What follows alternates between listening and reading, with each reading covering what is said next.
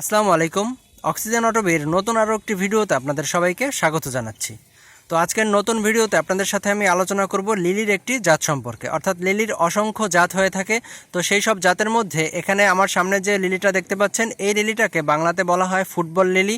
অর্থাৎ এই লিলির ফুলটাকে দেখতে অনেকটা ফুটবলের মতো দেখায় বলে এই লিলিটাকে অনেকে ফুটবল লিলি বলে থাকেন, বা অনেকে এই লিলিটাকে মে ফুলও বলে থাকেন। অর্থাৎ এই লিলিটা সাধারণত মে মাসের দিকেই ফুটে থাকে।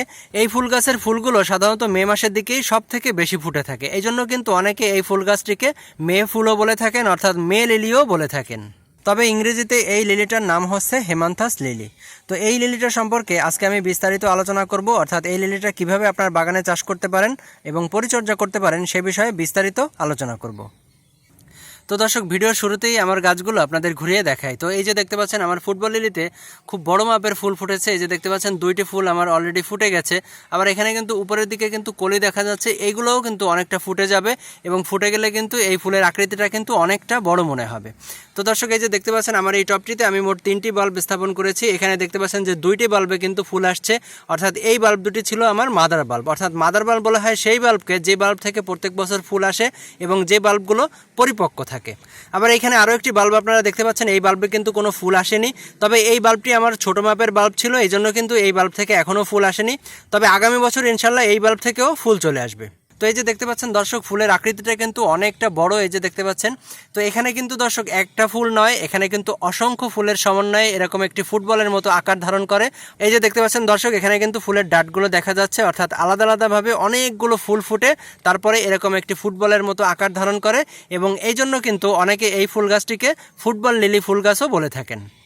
এবারে আপনাদের বলবো ফুটবল লিলি বা হেমান্থাস লিলির বাল্বগুলো লাগানোর জন্য কোন ধরনের টব নির্বাচন করা উচিত। তো আমার এখানে দর্শক আপনারা দেখতে পাচ্ছেন, এখানে আমি 6 ইঞ্চি গভীরতার একটি টব নির্বাচন করেছি এবং এর মুখের দিকটা হচ্ছে 8 ইঞ্চি চওড়া। তো এই ধরনের টবটাই সব থেকে উপযোগী হয়, অর্থাৎ আপনারা 6 থেকে 8 ইঞ্চি মাপের যে কোনো টবই নির্বাচন করতে পারেন। তবে আমার এখানে দেখতে পাচ্ছেন, এখানে আমি 4 ইঞ্চি মাপের একটি টব নির্বাচন করেছি এবং এর মুখের দিকটা হচ্ছে 8 ইঞ্চি চওড়া। তো এখানে যে টবটি আপনারা দেখতে পাচ্ছেন, এই টবটি কিন্তু আমি ফুল নেওয়ার জন্য এখানে বাল্ব স্থাপন করিনি। এখানে কিন্তু ছোট বাল্বগুলো আমি বড় করার জন্য এই টবটি নির্বাচন করেছি। তবে আপনারা চাইলে 6 ইঞ্চি থেকে 8 ইঞ্চি মাপের, অর্থাৎ 6 ইঞ্চি গভীরতার বা 8 ইঞ্চি গভীরতার যে কোনো টব নির্বাচন করতে পারেন। সেক্ষেত্রে হেমান্থাস লিলি বা ফুটবল লিলির বাল্বগুলো খুব ভালোভাবে বেড়ে উঠবে এবং ফুলের আকারটাও অনেক বড় হবে। তবে আপনারা একটা জিনিস খেয়াল রাখবেন যে টব নির্বাচন করার ক্ষেত্রে মুখের দিকটা অনেকটা ছড়ানো দেখে নির্বাচন করবেন, অর্থাৎ মুখের দিকটা অনেক চওড়া দেখে নির্বাচন করবেন। কারণ মুখের দিকটা যত বেশি চওড়া হবে, হেমান্থাস লিলি বা ফুটবল লিলির বাল্বগুলো তত বড় আকার ধারণ করবে এবং বেশি বেশি ফুল দেবে। তবে বাল্ব জাতীয় ফুলের জন্য মুখের দিকটা যত বেশি ছড়ানো হয় বাল্ব জাতীয় গাছের ক্ষেত্রে তত ভালো হয়, কারণ বাল্ব জাতীয় গাছ অনেকটা বেশি চারা তৈরি করে। এই জন্য মুখের দিকটা ছড়ানো হলে পরে সেই বাল্ব থেকে প্রচুর পরিমাণে চারা বেরোতে পারে। তবে মুখের দিকটা যদি ছড়ানো না হয়, সেক্ষেত্রে কিন্তু এই বাল্বগুলো থেকে নতুন নতুন চারা তৈরি হতে পারবে না এবং কম পরিমাণে চারা তৈরি হবে। তবে মুখের দিকটা চওড়া নেওয়ার আরেকটা বিশেষ কারণ আছে, সেটা হচ্ছে এই হেমান্থাস লিলির বাল্বগুলো কিন্তু অনেকটা বড় আকারের হয়। এই জন্য টবের মুখের দিকটা যদি বেশি চওড়া হয়, সেক্ষেত্রে সেই বাল্বগুলোর বৃদ্ধিটা ভালো হয়, অর্থাৎ বাল্বগুলো অনেকটা জায়গা পায়। এই জন্য কিন্তু বাল্বগুলোর আকৃতিটা অনেক বড় হতে পারে। এবং মুখের দিকটা যদি চওড়া কম হয়, সেক্ষেত্রে কিন্তু বাল্বগুলো জায়গা পাবে না এবং বাল্বগুলো কিন্তু ছোট আকারের থেকে যাবে। সেক্ষেত্রে আপনারা টব নির্বাচন করার ক্ষেত্রে মুখের দিকটা চওড়া দেখে নির্বাচন করার চেষ্টা করবেন। সেক্ষেত্রে আপনাদের বাল্ব জাতীয় সব গাছের জন্যই সেটি ভালো হবে। এবারে আপনাদের প্রশ্ন থাকতে পারে যে এক একটি টবে কতগুলো বাল্ব স্থাপন করা যায়। তো দর্শক, এই যে আমার যে টবটি দেখতে পাচ্ছেন, এখানে কিন্তু আমার টবটি 8 ইঞ্চি মাপের চওড়া। এই জন্য কিন্তু 8 ইঞ্চি মাপের চওড়া যদি আপনাদের টবগুলো হয়ে থাকে, সেক্ষেত্রে আপনারা 3 থেকে 4টি বাল্ব দিতে পারেন সর্বোচ্চ, কারণ মেয়ে ফুলের বাল্বগুলো অনেকটা বড় হয়ে থাকে। এই জন্য এক একটি টবে আপনারা 3 থেকে 4টি বাল্বের বেশি আপনারা দিবেন না। তাহলে কিন্তু 3 থেকে 4টির বেশি বাল্ব যদি আপনারা এক একটি টবে দেন, সেক্ষেত্রে কিন্তু বাল্বের বৃদ্ধিটা ভালো হবে না এবং আপনাদের ফুলগুলো ছোট আকারের হবে। তো দর্শক, আমার এখানে যে গাছগুলো দেখতে পাচ্ছেন, এর বাল্বগুলো কিন্তু অনেকটা বড় আকারের। এই জন্য কিন্তু আমি এই টবে 3টির বেশি বাল্ব স্থাপন করিনি। তবে আপনাদের বাল্বগুলো যদি বড় আকারের হয়, সেক্ষেত্রে আপনারা 3 থেকে 4টি বাল্ব দিবেন সর্বোচ্চ। তবে আপনাদের বাল্বগুলো যদি ছোট ছোট আকারের হয়, সেক্ষেত্রে আপনারা 2-1টি বাল্ব বাড়িয়ে দিতে পারেন। তবে এক একটি টবে যত কম বাল্ব দেওয়া যাবে, আপনাদের বাল্বগুলো তত বড় আকারের ধারণ করবে এবং বাল্বগুলোর বৃদ্ধিটা অনেক ভালো হবে। তো এবারে আপনাদের বলবো ফুটবল লিলি বা মে ফুলের বাল্বগুলো টবে লাগানোর জন্য আপনারা কিভাবে মাটি প্রস্তুত করবেন। তো আমার এই টবের মাটিটা প্রস্তুত করার সময় আমি ব্যবহার করেছি 40 ভাগ সাধারণ বাগানের মাটি এবং 40 ভাগ ব্যবহার করেছি গোবর সার।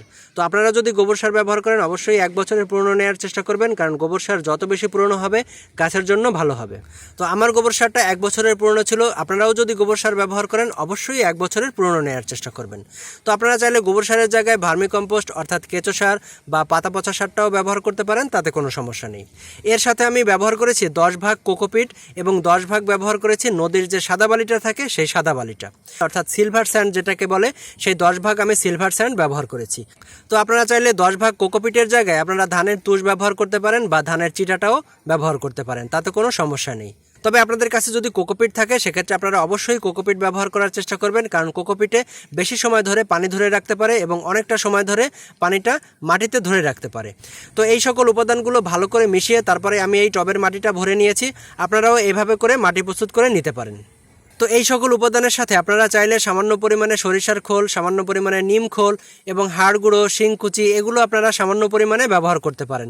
তাতে আপনাদের গাছের খাবারের চাহিদাটা পূরণ হবে এবং গাছের বৃদ্ধিটা ভালো হবে এবং ফুলের আকারটাও অনেক বড় হবে। এবারে আপনাদের বলবো মে ফুল বা ফুটবল লিলির বাল্বগুলো লাগানোর পরে আপনারা কোন জায়গাটা নির্বাচন করবেন রাখার জন্য। তো মে ফুল বা ফুটবল লিলির বাল্বগুলো লাগানোর পরে আপনারা একদম ছায়া জায়গায়ও রাখতে পারেন বা 5 থেকে 6 ঘন্টা যেখানে রৌদ্র পড়ে সেই জায়গাটাও রাখতে পারেন।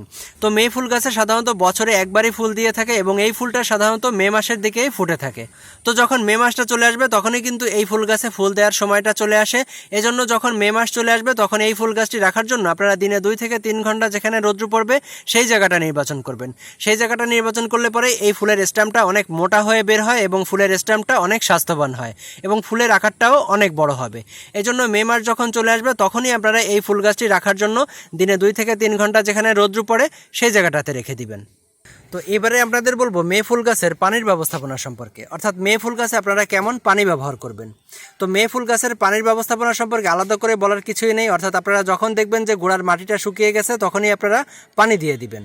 সারা বছর আপনারা মে ফুল গাছে বা ফুটবল লিলি ফুল গাছে 4 থেকে 5 দিন পরেও পানি দিতে পারেন, তাতে কোনো সমস্যা নেই। তবে এই ফুল গাছে যখন ফুলের স্ট্যাম্প চলে আসবে, অর্থাৎ মে মাসের দিকে যখন ফুলের স্ট্যাম্পটা বেরোতে আরম্ভ করবে তখন আপনারা এই গাছের গোড়া কখনোই শুকনো হতে দেবেন না। তখন যদি এই গাছের গোড়া আপনারা শুকনো রাখেন তাহলে কিন্তু আপনার ফুলগুলোর বৃদ্ধি ভালো হবে না এবং ফুলটি কিন্তু দ্রুতই ঝরে পড়তে পারে। এজন্য আপনাদের মে ফুল গাছে ফুলের স্ট্যাম্প বেরোনোর পর থেকে যতদিন পর্যন্ত গাছে ফুল থাকবে ততদিন পর্যন্ত আপনাদের গাছের গোড়াতে সামান্য পরিমাণে হলেও পানি দিয়ে যেতে হবে। অর্থাৎ ফুল আসার পর থেকে এই গাছের গোড়াটা কখনোই শুকনো হতে দেওয়া যাবে না। সেক্ষেত্রে এই ফুলের স্থায়িত্বটা অনেক বেশি হবে, অর্থাৎ বেশি দিন যাবৎ গাছে ফুল থাকবে এবং ফুলের আকারটাও অনেক বড় হবে। এবারে আপনাদের বলবো হেমান্থাস লিলি বা ফুটবল লিলির যত্ন সম্পর্কে। তো এই ফুল গাছের তেমন কোনো যত্নেরই প্রয়োজন হয় না। একবার আপনারা বাল্ব টবে প্রতিস্থাপন করে দিলেই এই বাল্বগুলো যখন বড় আকারের হবে তখনই কিন্তু এই বাল্ব থেকে প্রত্যেক বছরই ফুল এসে থাকে। তো এই হেমান্থাস লিলি বা ফুটবল লিলির যত্নের মধ্যে একটা বিশেষ যত্ন আছে যেটা না বললেই নয়, সেটা হচ্ছে তো এই হেমান্থাস লিলি বা ফুটবল লিলির বাল্বগুলোতে সাধারণত মে মাসের দিকেই ফুল এসে থাকে। তো এই জন্য এই হেমান্থাস লিলি বা ফুটবল লিলির বাল্বগুলোকে আপনাদের ফেব্রুয়ারি থেকে মার্চ মাসের মধ্যে যে কোনো সময় 1 থেকে 1.5 মাসের জন্য রেস্টিং পিরিয়ডে রাখতে হবে। অর্থাৎ এই বাল্বগুলোকে মাটি থেকে তুলে আপনাদের বিশ্রামে রাখতে হবে এবং মাটি থেকে তোলার পরে আপনারা দেখবেন যে এই মাদার বাল্বের গোড়াতে ছোট ছোট নতুন নতুন বাল্ব তৈরি হয়েছে এবং এই মাদার বাল্ব থেকে সেই বাল্বগুলোকে সরিয়ে অন্য টবে আপনাদের প্রতিস্থাপন করে দিতে হবে এবং এই বাল্বগুলোকে তুলে 1 থেকে 1.5 মাসের জন্য আপনারা একদম শুকনো জায়গায় রেখে দিবেন, অর্থাৎ শুকনো এবং ছায়া জায়গায় রেখে দিবেন এবং তারপরে এপ্রিল মাসের শেষ দিকে বা এপ্রিল মাসের মাঝামাঝির দিকে এই বাল্বগুলোকে আপনারা মাটিতে প্রতিস্থাপন করে দিবেন। সেক্ষেত্রে এই বাল্বগুলোর ফুলটা অনেক বড় আকারের হবে এবং প্রত্যেকটি বাল্ব থেকে কিন্তু ফুল আসার সম্ভাবনাটা অনেক বেড়ে যাবে।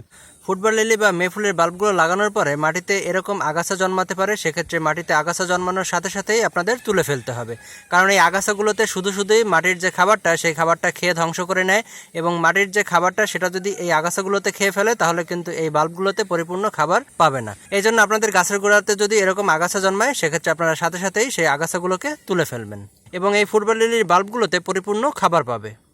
তো এবারে আপনাদের বলবো এই ফুটবল লিলি বা মে লিলিতে কোন ধরনের রোগ পোকার আক্রমণ হয়। তো আমার এই বাল্বগুলো যে দেখতে পাচ্ছেন, এই যে ফুলওয়ালা যে বাল্বগুলো, তো এই লিলিতে বা এই লিলির গাছে আমি কোনো ধরনের রোগ পোকার আক্রমণ দেখিনি। তো আমার বাগানে এই ফুটবল লিলি বা মে লিলির বাল্বগুলো 6 বছর আগে লাগিয়েছি এবং 6 বছর ধরে আমার এই লিলিতে ফুল পেয়ে আসছি। তো 6 বছরের মধ্যে আমি এই লিলির ফুলে বা এই লিলির গাছে কোনো ধরনের রোগ পোকার আক্রমণ দেখিনি। এজন্য আমি নিশ্চিতভাবে বলতে পারছি যে এই মে লিলির ফুলে বা ফুলের গাছে কোনো ধরনের রোগ পোকার আক্রমণ হয় না। আপনারা নিশ্চিন্তে এই লিলির ফুলের বাল্বগুলো আপনার বাগানে লাগাতে পারেন এবং লাগিয়ে আপনারা প্রত্যেক বছর এই লিলির ফুলের সৌন্দর্য উপভোগ করতে পারবেন। কোনো ধরনের রোগ পোকার আক্রমণ এই লিলিতে বা এই লিলি গাছে হয় না। তো এই ছিল দর্শক ফুটবল লিলি বা মে ফুল সম্পর্কে আমার বিস্তারিত আলোচনা এবং ভিডিও। তো ভিডিওটি যদি আপনাদের ভালো লেগে থাকে বা ভিডিওটি দ্বারা যদি আপনারা কোনো প্রকার উপকার পেয়ে থাকেন, অবশ্যই ভিডিওতে একটা লাইক দিবেন। আর ফুটবল লিলি বা মে ফুল সম্পর্কে ভিডিওর বাইরে যদি আপনাদের আরও কিছু জানার থাকে, অবশ্যই আমাকে কমেন্টে জানাবেন, আমি সবার কমেন্টে উত্তর দেওয়ার চেষ্টা করব। আর আমার চ্যানেলটি যদি আপনাদের এখনও সাবস্ক্রাইব করা না থাকে, অবশ্যই চ্যানেলটি সাবস্ক্রাইব করে অক্সিজেন অটোবির পাশে থাকবেন। তো সবাইকে নতুন আরও একটি ভিডিও দেখার সাদর আমন্ত্রণ জানিয়ে এখানেই আমি বিদায় নিচ্ছি। আল্লাহ হাফেজ।